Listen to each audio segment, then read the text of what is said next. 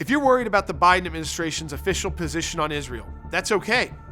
So is Joe Biden's State Department. A shocking report on Monday exposes how more than 100 federal employees, also known as the deep state, are accusing Biden of spreading misinformation about Israel. About 100 State Department employees have signed on to this memo, pushing the Biden administration to demand a ceasefire in Gaza. This is according to Axios, saying, quote, members of the White House and National Security Council displayed a clear disregard for the lives of Palestinians, a documented unwillingness to de-escalate, and even prior to October 7th, a reckless lack of strategic foresight. According to the 5-page unpublished memo, Axios claims that State Department employees and USAID employees have signed on to the opinion that Israel has committed war crimes and wants Biden to reassess his position and call for a ceasefire. But there's other signs of a State Department revolt brewing. CBS reported last week that Secretary of State Blinken has personally held these, quote, listening sessions with employees ticked off over Biden's support for Israel. These meetings have been, quote, emotionally charged and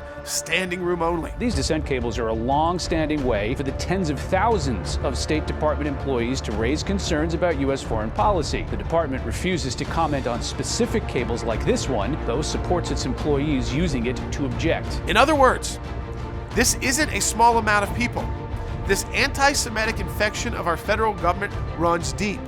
So I guess we shouldn't be surprised when we see polls like this one, showing nearly half of Democrats disapprove of Biden's handling of the Israel-Hamas war. And since President Biden appears unwilling to wield his constitutional power and just fire the terrorist sympathizers within the State Department, the question remains, when will Joe Biden buckle to the anti-Semitic pressure of the deep state?